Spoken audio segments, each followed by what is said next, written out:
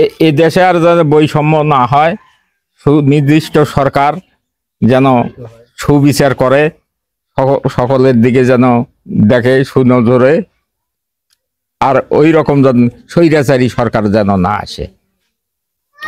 ওনার কথাটা শুনলেন যে এই দেশে যাতে কোনোদিন বৈষম্য না থাকে। অনেকজনে আসলে বৈষম্য জিনিসটা বোঝে না। বৈষম্যটা হচ্ছে আপনি এককভাবে সবকিছু করবেন, যেটাকে দুর্নীতি বলে। আপনি আপনার বড় ছেলেকে এক চোখে দেখতেছেন, ছোট ছেলেকে এক চোখে দেখতেছেন, এটাও একটা বৈষম্য। এক কথা হচ্ছে দুর্নীতি যেটা, হ্যাঁ, সেটাই হচ্ছে বৈষম্য। এবং ওনার সঙ্গে আমরা কথা বলে অনেক কিছু জানতে পারলাম যে এই যাবতে 50-60 লক্ষ টাকা উনি পেয়েছে। যারা এই ধরনের গুজব সৃষ্টি করতেছেন, যে গতকালে আমি এক জায়গায় শুনলাম, চার দোকানে গল্প হচ্ছে যে আবু সাইদের বাবা 5-6 কোটি টাকা পেয়েছে। এই আসলে এগুলো হচ্ছে গুজব।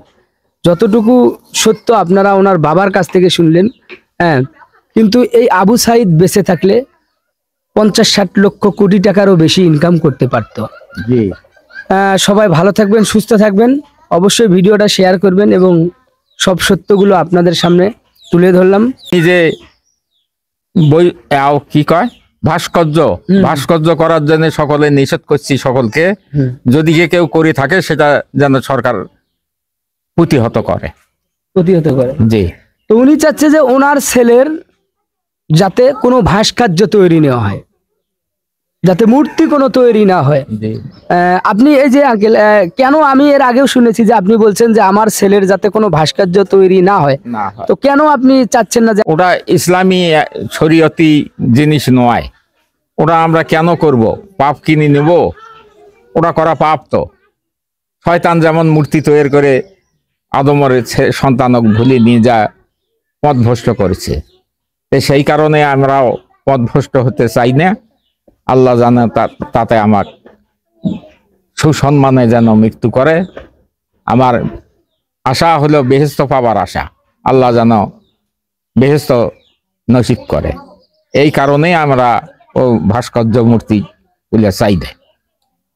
তো ওনারা হচ্ছে চাচ্ছে না যে ওনার ছেলের নামে কোনো ভাস্কর্য অথবা মূর্তি এগুলো যাতে কোনোভাবেই তৈরি না করা হয়। একজনের অনেক প্রশ্ন ছিল, তো উনি হচ্ছে বলে দিল যে আমি হচ্ছে বেহেশত পেতে চাই, আমার ছেলে বেহেশত বাসী হয় যাতে। তো আমরা এমন কোনো কাজ করব না যেটা হচ্ছে ইসলাম বিরোধী।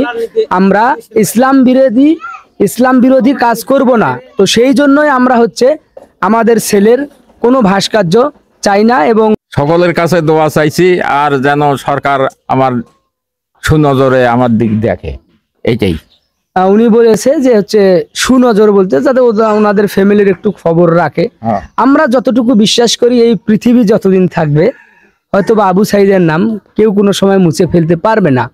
এটা আপনাকে আমাকে বিশ্বাস করতেই হবে। ইতিহাস আগে পরে আপনারা দেখেছেন, ইতিহাস কখনো বিফল যায় নাই, এবং ইতিহাসে যত আন্দোলন হয়েছে ছাত্ররাই জয়ী হয়েছে। ভালো থাকবেন এবং আপনাদের মূল্যবান মতামত অবশ্যই কমেন্ট করে জানাবেন। আসসালামু আলাইকুম।